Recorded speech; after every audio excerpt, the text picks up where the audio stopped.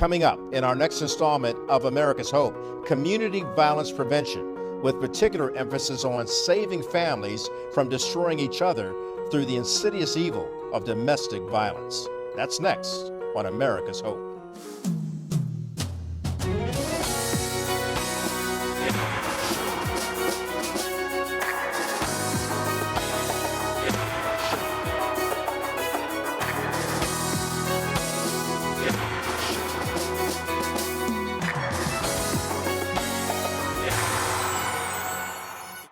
Good evening, I'm Kelly Wright, and this is America's Hope. And tonight we're going to talk about how we provide hope to families that have undergone violence in their communities and in their own families through domestic violence. We're going to introduce you tonight to a lady who heads 41 chapters in the state of Florida that address the issue of domestic violence. She's on the front lines to help mothers, children, fathers, sisters, brothers, everybody in the entire family understand that domestic violence can and must be prevented against all odds. Let's get right to it. During the Community Violence Prevention Seminar, we heard from Carlton Moore. He's a member of the Department of Justice. Here are some of the things that Mr. Moore had to say about how we solve violence and how we prevent it. Our job is not to accept the status quo. It is to understand that we have the ability to shape our own destiny. And if you're in government, if you are in government, it's not just an opportunity. It is your responsibility. It is your responsibility.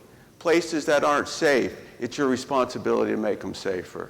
People who can't get access to care, it's your responsibility to give them access. We have to figure out ways to solve problems. Leadership in government is not about pointing out problems and then telling people who's to blame for them. It is about solving problems. That is our number one responsibility, that is our job, and that is what we need to do every single day. And that's transformation. And there's a whole host of responsibilities that we all have, but there's something that's kind of at the top of the list. And for me, it's this. It's combating violent crime. That is at the very top of the list because to me, this is the most important thing that government does.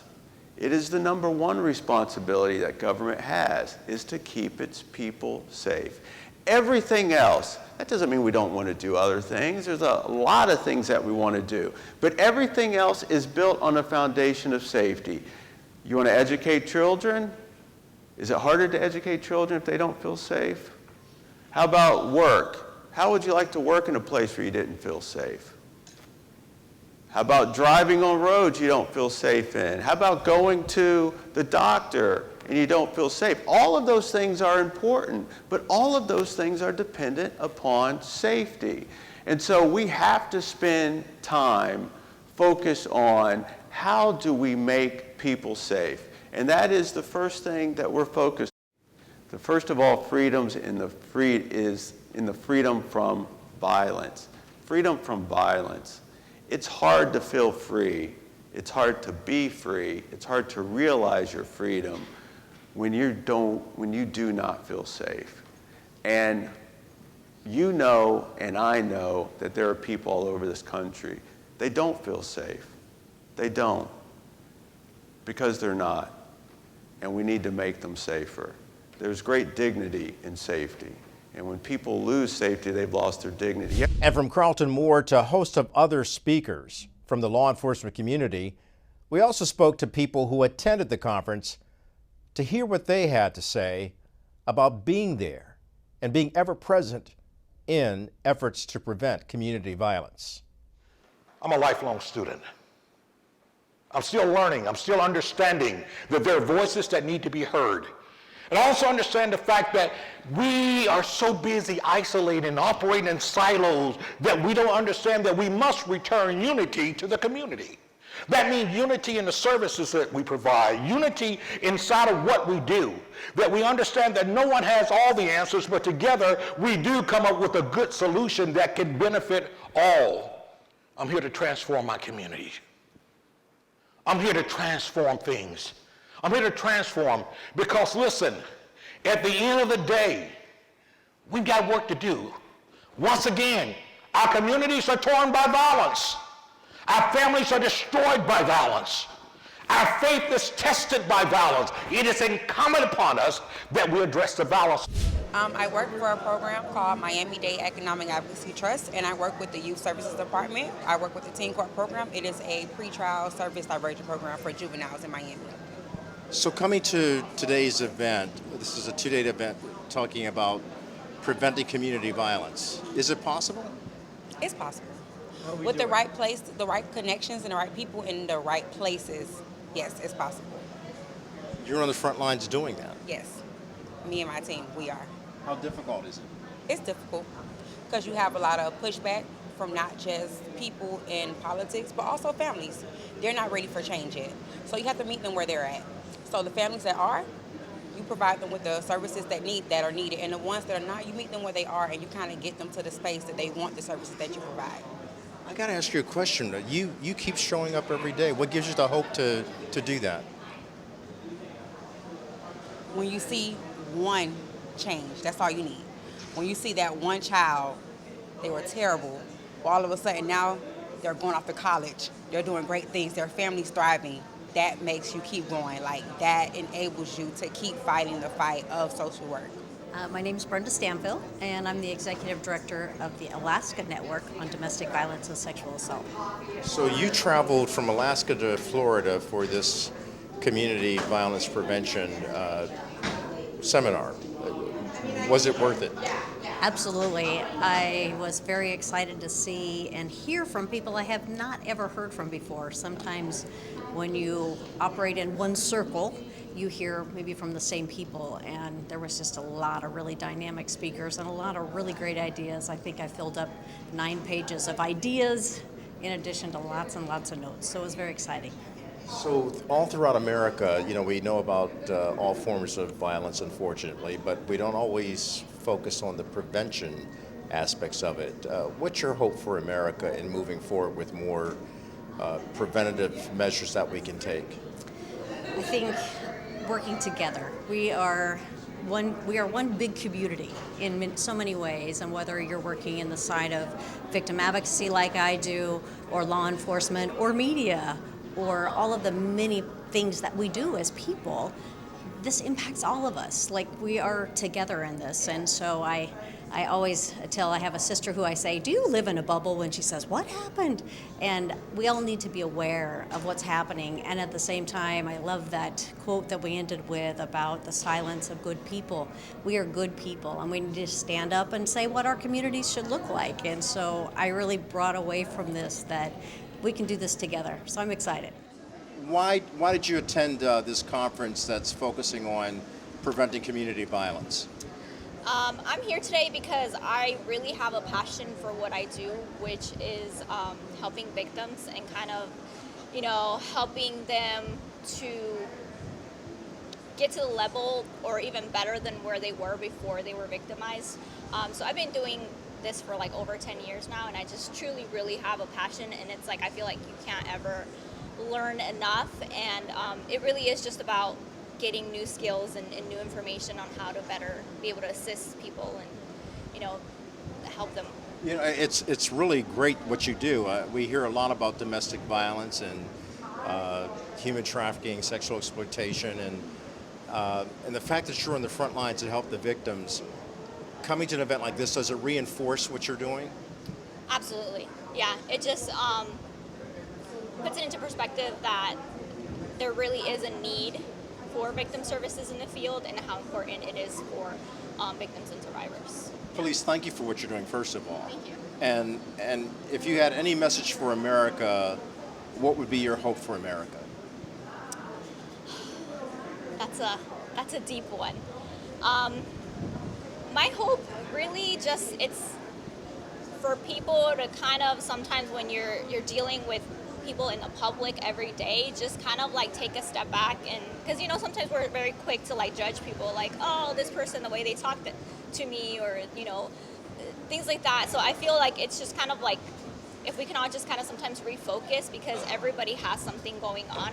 So instead of like quickly jumping into conclusions and judging people for things you don't like, maybe like reach out to them, and they might be going through something that you really don't know, and that can make a difference. Just Take the time to care. yeah, take the time to care and like try to figure out, like, sometimes people need someone to listen to. I'm here because I think the unity between humans and the love and the kindness can save us, our planet, our relationships. We put too much money in science, going to the moon, but we have to love and grow humanity to each other, to unify ourselves. Yeah, and this is all about preventing community violence, and you work in that capacity in what department? I am a full-time mediator. I'm an attorney, but I decided to go in mediation to try to conciliate people. Some people come out of filing for divorce, going back and giving it a second chance. So yes, I like to help people. I love what you're doing, Louisa. You're trying to keep families together. Yes, many people come to my mediation for divorce and end up going back to their pastors or church, or giving it a try, because people think there is something better out there for them. And no, sometimes what you have is good enough. You just need to give it a chance. That's good. And coming here, has this reinforced what you're doing? Yes, definitely, definitely. There is a lot of domestic violence that we see in our mediations, and how it impacts the children. So through mediation, we can also teach people that it's so important to protect the innocence of children, not involve them in the divorce and in the adult situations. Wow. What's your hope for America? That we become all human race, just the human race. Unity. We Thank should you. be united. I'm a behavior technician, and I work specifically with kids with autism, ADHD, and oppositional defiant disorder. So coming to today's event, which is focusing on community violence prevention, Right. why was it necessary to be here? So I'm from a bad area back home, and I'm also not too far away from New Orleans. So seeing what kind of violence that's in the area, I really want to come here to learn how I can make that sort of change in the future.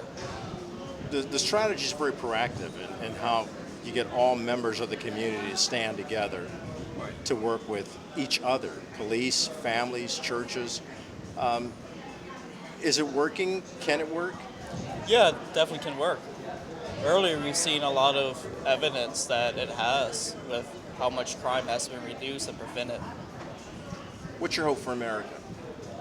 For it to change, be united, and have violence as a whole come down.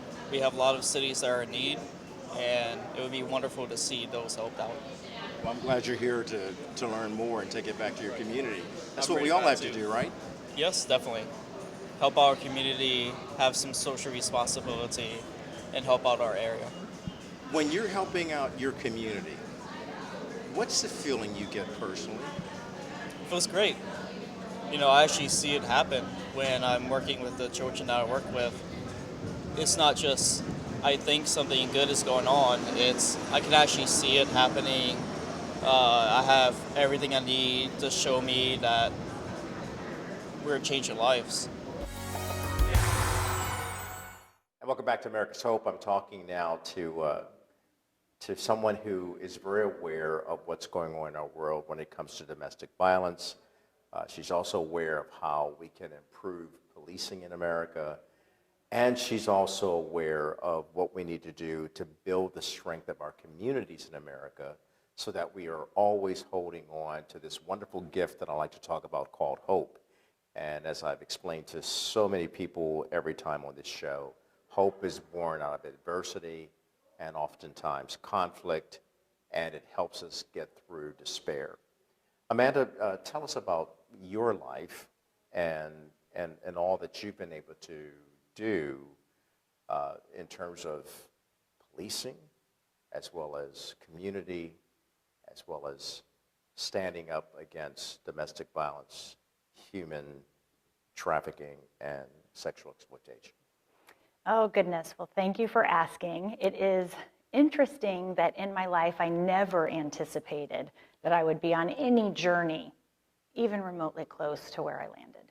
I never engaged with effort on any path that focused on helping people, serving people, talking about domestic violence, talking about sexual assault, if you would ask 20-year-old me what my goals were, I had no idea. And the reason I had no idea is because I come from poverty. I was born to a teenage mother, a spectacular teenage mother, spectacular example for me. But all of the things that accompany poverty, I experienced in my life. Because of my spectacular mother, I was able to really be pretty healthy in spite of some early traumas, and I didn't recognize them as trauma at the time. I got poor grades in high school, not because I wasn't smart, but because I didn't know that I was really supposed to do anything differently. Many of my family members were incarcerated. I was already a success in my family. I was the most successful person that I had ever seen in my family, even with poor grades in high school. So I got out of high school and entered college. I did not graduate college. I sit here today with no degree from a higher university, which was something that I was quite ashamed of for many, many years of my professional career. I accidentally got involved in nonprofit, and something sparked, and I decided very simply, I have to work every day, we all have to work every day. I would rather do something that helps someone. If I have to spend my day doing something, I'd rather at the end of it, I know that it helps someone. And I sort of stumbled accidentally from working in nonprofits to working with the Anchorage Police Department, with the Crimes Against Children's Unit and Special Victims Unit as a very noisy advocate, seeing things that didn't feel right to me, seeing things where there was opportunity, and really in ignorance, speaking out, not realizing that maybe I shouldn't or maybe I'm not the right one, speaking out and demanding some change, and partnering with some extraordinary people in those organizations who also wanted to see change, that led me to working in the office of the governor on policy issues. I launched the Sexual Assault Kit Initiative, where we unearthed almost 4,000 formerly unprocessed and unsubmitted rape kits that had been collected over decades in Alaska, all of which have been completely processed at this point and have led to convictions in decades-old rape and murder cases. I ran the statewide rape crisis center, I ran a governor's campaign, and ultimately was named as commissioner for the Alaska Department of Public Safety over the Alaska State Troopers, State Wildlife Troopers, the Forensic Crime Lab, the Police Standard Council, and a few other really important commissions. What's it like out there, and how do you find hope in the midst of all of that for so many people who are victims of domestic violence? Oh boy, it's difficult and also simple. Okay. Simple things, simple doesn't mean easy, right? Okay. So it's simple in that the reason that I have hope, the reason that I see hope every second of every day, in every situation, in every room, and I've been in some really, really ugly rooms, and there's always hope in those rooms. And the reason is because there's other people to the left and the right of me, in front of me and behind me, physically in those rooms, working on behalf of whatever the horror is that we are seeing in front of us. I don't think that there is any greater demonstration of hope, not just in this country, but in this world, than the things that we all do that serve and help others in the face of the most damaging evil that we can see.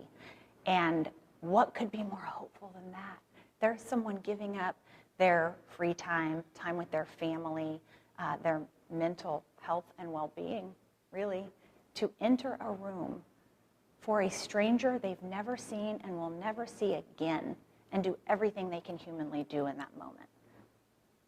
What else is there when we talk about hope than that? So that's the simple. The difficult thing is it just keeps happening. Those rooms are never ending. Those rooms feel never ending. Can that be changed? I mean, what do we do about that? Yes. How do we do it? It can be changed. I like to say, how do you eat an elephant? One bite at a time. One bite at a time. Do you know what we are guilty of when we talk about the topic of violence prevention, rape prevention, domestic violence prevention? These are enormous topics. We have huge international conferences focused on these topics. We just stepped out of a conference that focuses on these topics. And one thing that I know is the conferences are critical. The training is important. The education is important. The frontline workers are important. But one of the disservices that we do is we talk about prevention and can we stop these violent incidents from occurring, and it feels unmanageable. It feels, how do we wrap our arms around that? We've not stopped it so far, and we've been talking about it for so long, but I believe that we eat the elephant one bite at a time. We don't focus on the how do we stop it. And I'm probably unpopular in my field for saying I like to be honest and say I don't know when we're going to ever see a country in which there is no domestic violence or sexual abuse. And I'm not willing to tell people that I'm working to ensure that there will be a country with no domestic violence and sexual abuse. Because I personally can't see that, and I find it to be disrespectful to the fact of how prevalent it is. I would rather speak the truth. And the truth is, I don't know when that day is, but I know if we can prevent even one and reduce it by even one, it's like the starfish story. It really matters to that starfish. It really matters to that person. And we have seen a reduction. We have seen substantial impact on the numbers of people affected by domestic violence and sexual assault over the past several decades. That will continue every day, every month, every year. And eventually, I'm sure, there will be a state, a world, a country in which there is none of those issues. I can't see it. That's not because I don't have hope. My hope relies in the one that didn't experience it today as a result of our efforts. Well, you're bravely fighting on the front lines, though. Your story is the power of what you do, is it not? It is.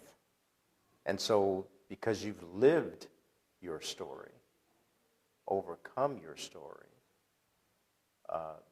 think it not strange that you're actually able to be there to stand alongside of people who are going through their own difficult stories. It's my absolute honor in this life to be standing in a space with someone who needs a person. Sometimes we don't have to change the world by writing policies and electing officials. All of that's a part of it. But being a person who needs a person at the time they need a person,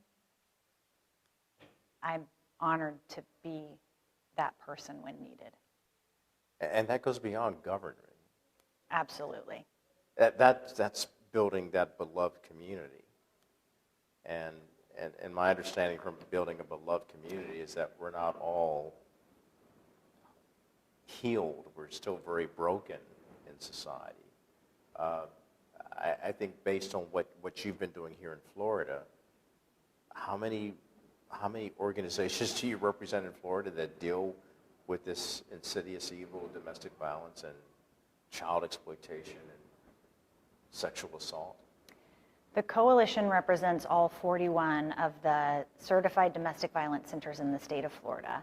There are countless other partners in the state of Florida, mental health providers, there might be emergency shelter providers, outreach specialists, prevention specialists, education specialists that are not certified centers as a result of some of the policies we have here.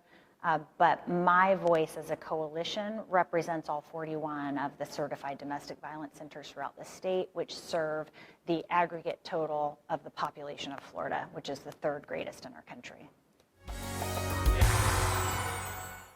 So, with the years that you've been doing this, Alaska, now here in Florida, how do we heal the soul of a nation that's broken by how we've hurt each other? Goodness, I have to solve that right now? No pressure, Amanda. Solve the world's problems. Okay, next we're going to tackle hunger. I think I try to focus, sometimes I fail, I try to focus on people that inspire me, and they are everywhere. Sometimes I get drug astray by someone who is, maybe nationally recognized and is on TV all the time and has a toxic or damaging message. I can get drugged down when I see that. I try to stay focused on what I do see alongside that, which is extraordinary people in positions of extraordinary authority, responsibility, power, that are speaking on behalf of others. And I think the more we see of those people, then the greater the hope grows. I mean, if it's a balloon, every person that stands up is blowing a breath into the balloon. It's getting fuller and fuller and fuller and fuller. So I think that the way we heal is we continue to empower one another to stand up. We continue to lift one another up. We continue to say, it's okay that we disagree. I definitely don't agree with everything that you stand for politically. I don't know that much about your political stances, Kelly, but I can bet my right arm that we don't line up on everything. But I respect you as a person. I see your heart as a person, and I would respect your positions and be friends with you in spite of the fact that we are different on some of those topics. Sure. And I have some extraordinary friends that we have vast differences of opinion. I have an investigator friend, who will remain unnamed, but he works in the Special Victims Unit. It's not going to be hard to figure it out. He's married to my best friend, and he and I have worked together for a very long time, and politically we are such opposite ends of the spectrum, and yet he's one of my most beloved friends. My children refer to him as their uncle, their children as their cousins. Nice. And as a country, how we heal is by trying to find a way to stop attacking each other, stop belittling each other, stop harming each other, stop using words through a keyboard as a warrior to just say things that you would never say in person. Stop hurting one another. And try particularly when lives are at stake. Absolutely. And not just in the physical aspect of the life being lost or threatened, but also in their general well-being, mind, body, spirit, the whole person. You're on those front lines, and you and the law enforcement community here in Florida, the mental health community, healthcare, politicians, don't all of us have to come together? I mean, Florida at this point, because I'm here, is just a microcosm of what's happening nationally. And so this show's called America's Hope. It's about hope, but it's not the pie in the sky kind of hope where you're just kind of whimsically thinking everything's going to change. It takes hard work to lift up hope. It takes more than hard work. It takes something that I think is not mentioned enough in these spaces, in these rooms. It's what everybody who does this work knows to be true. It's what makes it hard. It's not the hard work that makes it hard. It takes extraordinary courage.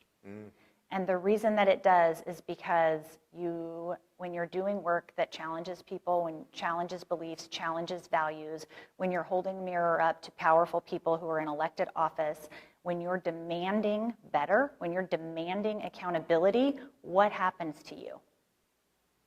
Especially if you're a woman. I'll tell you what's happened to me. I have a storied and printed history of just blatant, disgusting, outlandish sexism. I will tell you this, Kelly. When we say domestic violence, 80% of people turn off. It's not them. They don't deal with it. They don't struggle with it. Why doesn't she just leave? In a nutshell. When we talk about it this way, 15% of all violent crime in this country is connected to interpersonal violence, intimate partner violence. So when you think about that as a country, 15% of all violent crime is interpartner violence. Then people start, if we frame it in a way that's accessible, okay, well, if we're talking about financial resources, it makes sense that everybody, even people who aren't connected to this topic, think, yes, if 15% of what cops do is this category, we should fund their ability to do that category. If we say to people 72%, I want to say 75%, but it's only 72% of murder-suicides in this country are related to intimate partner violence. So I'm going to keep referring to cops, but when cops are going out to the scene and there's a murder-suicide, knowing that 75% of those, 75% is related to intimate partner violence, does that inform leadership that we need additional resources, training, and focus around that topic? I was the commissioner of a police agency, absolutely. I don't have to have a political stance on the issue of domestic violence. It's practical, it's logical, it's a good business model. And I think one of our jobs, not the only job, but one of our jobs is to change the message and to realize that it is our job to understand how our message is being received. And it is our job to make sure that our leaders are able to absorb our message. And it is our job to not stop. And it is our job to keep telling them what we need from them and giving them different ways of understanding it until they say yes, and then being fine with the fact that it can be their idea. It's our job. Thank you. And actually, I think from that perspective, what all of our jobs can be in dealing with this insidious evil in our nation, and then doing the right thing to build some common ground for the common good and the common hope of making sure that men, women, and children can get away from this kind of activity towards each other. I'd love to just share one final thought Absolutely. with you, if you allow me. This movement, it's called a movement as it relates to domestic violence, has shifted and changed over decades. I definitely don't look like or act like what a lot of people think a domestic violence advocate is. I know that. I don't fit into any model, apparently. I don't fit in the governor's office. I don't fit in Senate offices. I don't fit as a domestic violence advocate. But it's changed, and people still think domestic violence advocates are anti-man. People still think that domestic violence advocates think that every man is a rapist and every man is an abuser, and we must, burn all of the men. And I just want to say that that's just categorically untrue. I'll use just myself. I won't speak on behalf of others, but it's reflective of my colleagues that I work with across the country. The message is not that there's broken people and broken people do broken things. And giving grace, I'm just going to be unpopular. Giving grace means not just supporting a victim.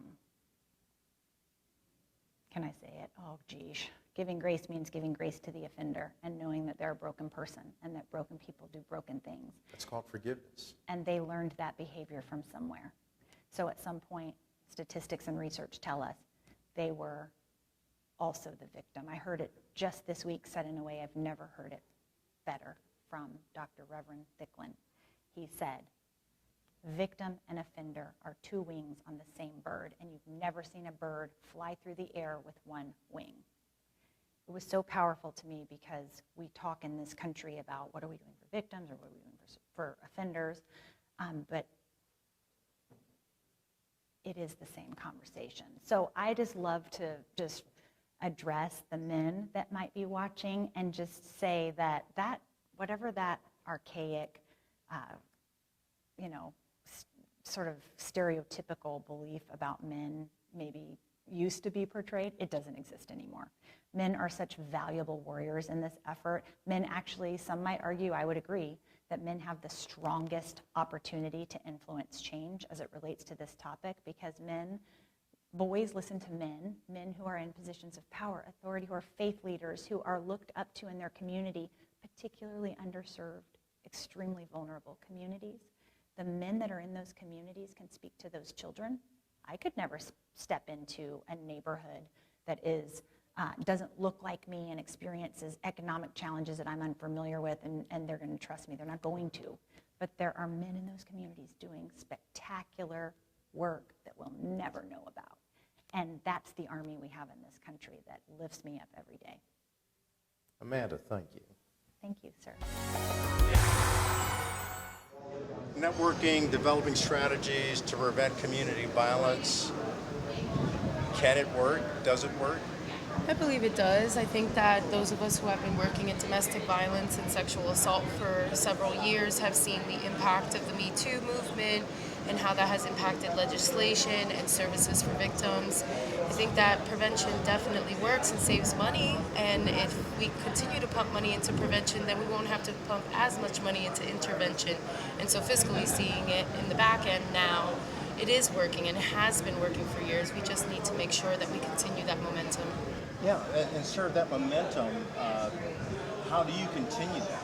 Well, I think kind of that's why we're all here too, is to figure out how do we continue, how do we make sure that everything is flowing and combining together instead of working against each other. So continuing your education, continuing to be able to broaden your horizon when it comes to domestic violence, sexual assault, and getting people to understand the severity of not only the effects of, that bruises leave, that word, the marks that words leave, but also the after effects of when you're at your home by yourself, the trauma that has taken over you, you see something or you smell something and it smells like him or it looks like him, and you don't know how to handle that because you haven't been taught that far. So we're here, we're learning, we're continuously learning to be able to provide those, techniques and those different just ways for people to get through their trauma and to actually live better and to be able to not have to look over their shoulder 24/7. So that's why we're always here, continuing to learn. You were talking about trauma, and all three of you see people who go through trauma that's beyond anything that many of us can comprehend. What gives you the hope to keep showing up on a daily basis to be there for people who are being traumatized, realizing that some of that gets into your spirit and you have to deal with that? I'm going to speak strictly. I work at the shelter, so for me, it's watching them come in completely broken, not realizing even how to think, what to do, what steps to take next. And I think for me, the ultimate prize is watching them leave that shelter a whole different person, watching them, give that home to their children. They're leaving there a whole different person. They're leaving there empowered. They're leaving there equipped. They're leaving there just with so much more information, and they're able to help other people. And that is the ultimate goal for me. Wow, that's good. I will say many of us are survivors. We have gone through the trauma of domestic violence, and for me, coming to work every day is making sure that someone didn't go through what I had to go through. I didn't have the support and the services when I went through my trauma.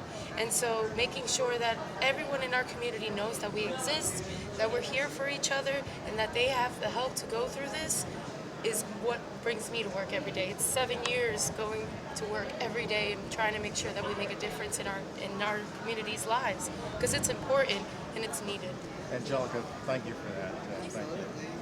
Kind of piggyback off of Angelica, during my interview with Quigley House, we were asked kind of the same question, like what's going to make you come in every day, because this is a very grueling and very, up and down kind of organization that we, work in. And my response to that was, again, a lot of us are survivors, and so we know that sometimes if one day could be a day too late, with some of our survivors. So my mindset is when I leave, 5, 6 o'clock at the end of the day, everyone that I needed to make contact with is contacted. They are safe that night. I know, in my heart, I'm going to come in tomorrow, we're going to talk, and they're going to tell me I got through another night. Because at the end of the day, you come in because that once was you.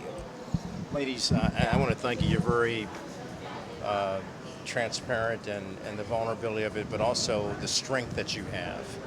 And I look at all three of you and I see why America is still a place of hope.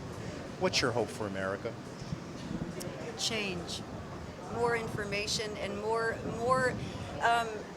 I didn't know that the resources were out there. So being able to let them know that there is help out there, and not just somewhere where you go file an injunction, but there is more help than that out there.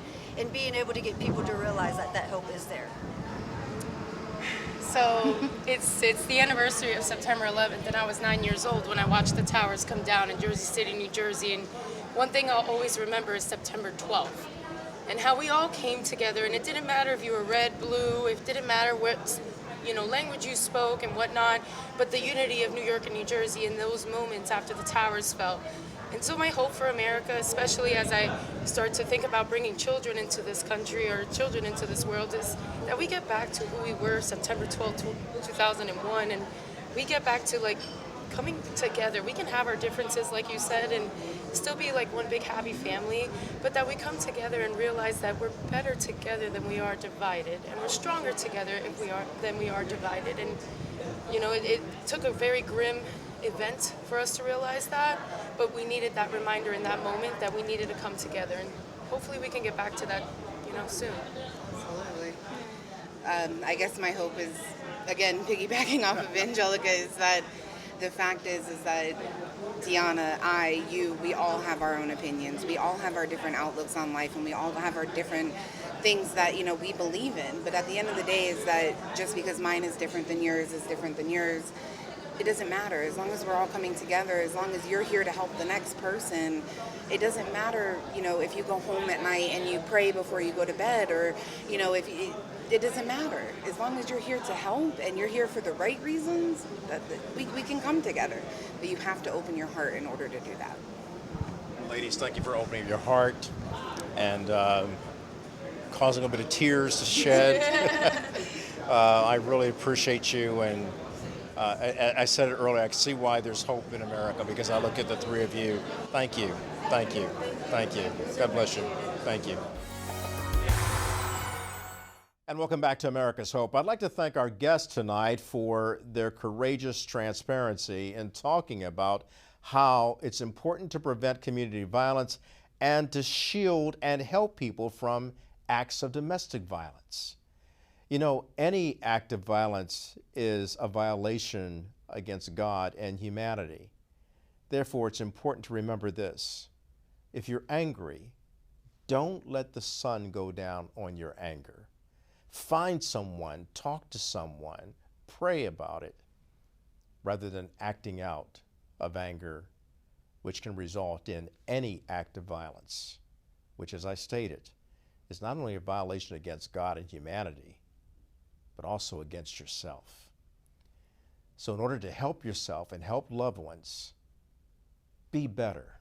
Go out and find the help you need to keep spreading love, not anger, or not hate, and freedom and peace, to live peaceably with your family, with your neighborhood, with your community, your state, and your nation. Until next time, America, good night.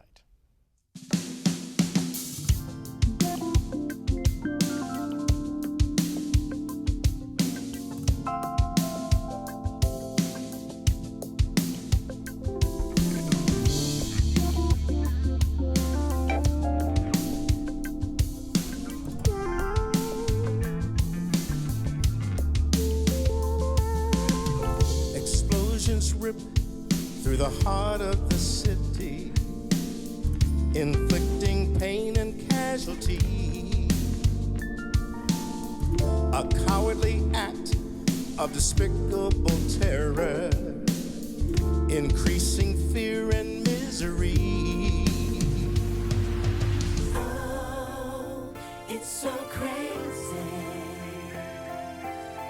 the way we're living our lives. Oh, it's so crazy. This kind of living ain't right. In times like these, do you ever wonder? We need a savior. In times like these, do you ever wonder? We need a savior. Your broken heart, so bruised and battered, tearing apart at the seams. Your wounded life, so torn and tattered, filled with regrets and broken dreams.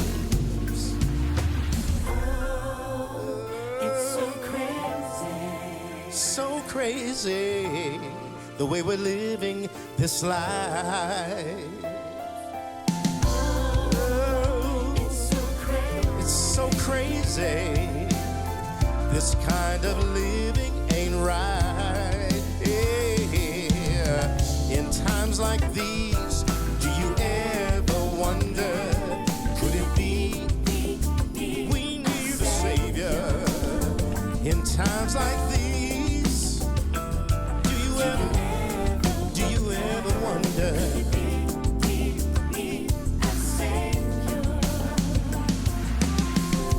Lord, we need salvation. Please come and heal the nations. Lord, we need deliverance. Oh, please come and give us forgiveness. Well, what the world needs now is love. You know we need it, Lord. 'Cause there's just too little world. What the world needs now is love. You know we need it now. 'Cause there's too little.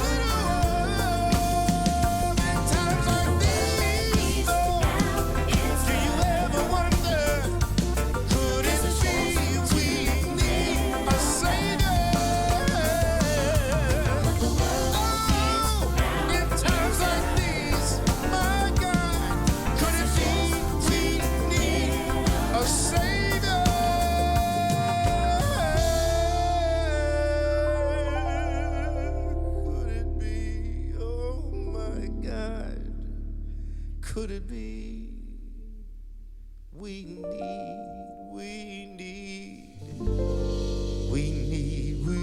Lord, we need a Savior. Your America and my America. United we stand, divided